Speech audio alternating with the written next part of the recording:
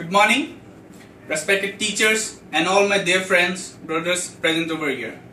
Today, I would like to take this opportunity to give a seminar on the control systems of a balancing robot. Now, we want robot to do things that however otherwise be done by physical human being. A biological system is often regarded as the control system of the physical beings. Now, to control a robot in this manner, we need to follow certain steps. First, we have to define the state of the robot. Then we have to sense the state of the robot. Then we have to compare the state of the robot to that of a desired state. Then decide what actions need to be done to bring the actions of the robot to that of a desired state using certain mathematical conditions and analysis, and translate those commands into physical actions and measure the physical actions finally. Now, what is control engineering?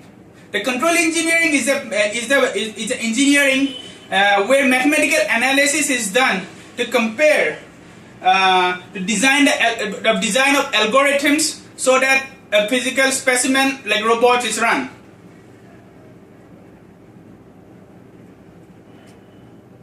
The main emphasis of my PPT is these points which are being displayed in the laptop.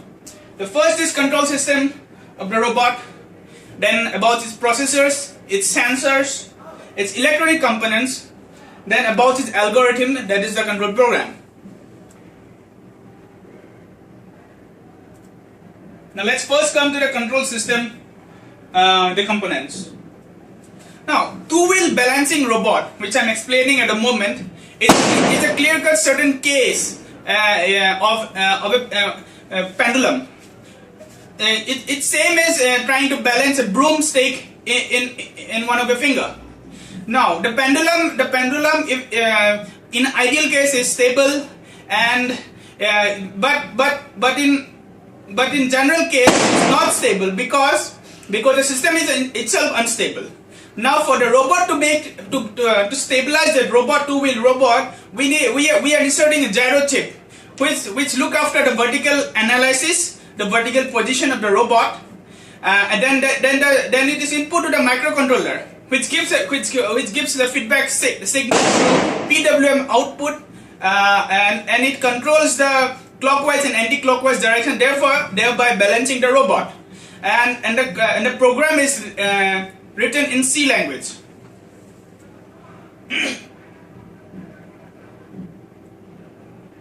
Now let's come to the processors. As you can see, the schematic diagrams are shown in the presentation in the PPT. The processing units uses 4 I/O ports and 1 onboard ADC and 2 PWM outputs. It uses it performs the following functions. The ADC converts the output of the rate gyro and accelerometer. Then it processes the input signals. Then it performs the periodic recalibration of rate gyro. Then it also displays the angle and other data. Then at last it controls the actuator unit. So this was all about the process of the two-wheel controlling balancing robot. Now let's come to the sensors of the balancing robot.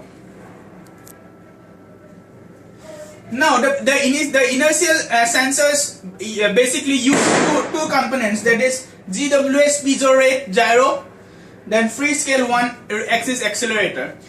The GWS piezo rate gyro is the most commonly used gyro in any balance in robotics as a whole, but it has certain drawback.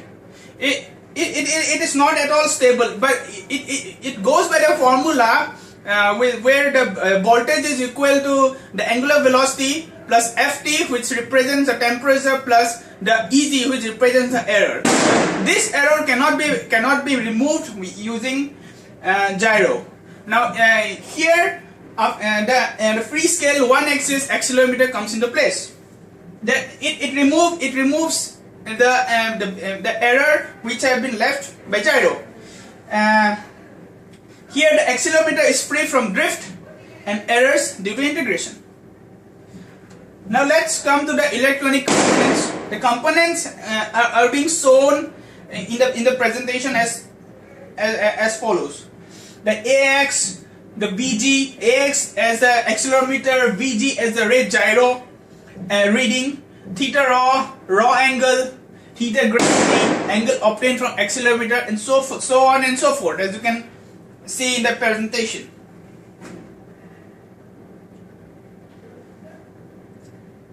Now let's come to the control program, that is algorithm of the presentation of the controlling the two wheels balance. The first step is initialize the rate gyro and accelerator for zero value of theta and omega, that is angular velocity. Now in step 2 you have to measure the voltage of gyro and accelerometer and store those value in omega, that is angular velocity, and AX. The AX is being defined in the previous line. Now step 3, integrate the gyro reading by theta t equal theta t minus 1 plus omega, that is angular velocity, into delta into t.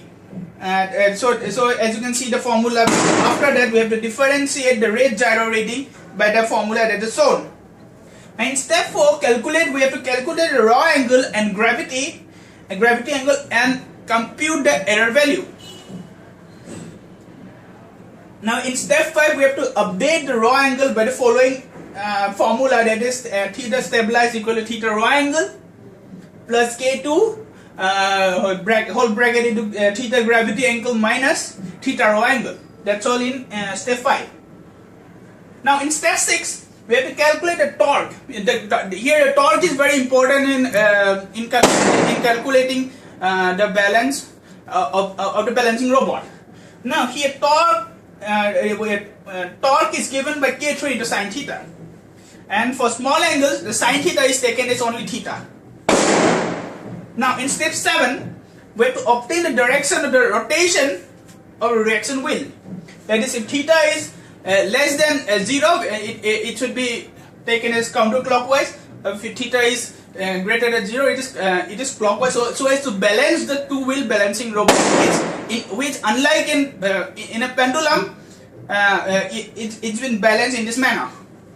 So in step 8 we have to send the output to the DC motor attached to the reaction wheel, and at last in step 9 we have to repeat the steps from 2 to 8 till the robot is balanced. So this was the explanation about two wheel balancing robot. So I would like to put my presentation to rest by saying that two wheels balancing robot is one of the most exciting prospects presently in robotics, and there are lots of improvements to be done in robotics regarding this, and this was one such example of periodic that is the two wheel balancing robot. So I hope that I have covered all the 4 to 5 points that have been asked to explain in my presentation. With this I conclude my presentation. Thank you.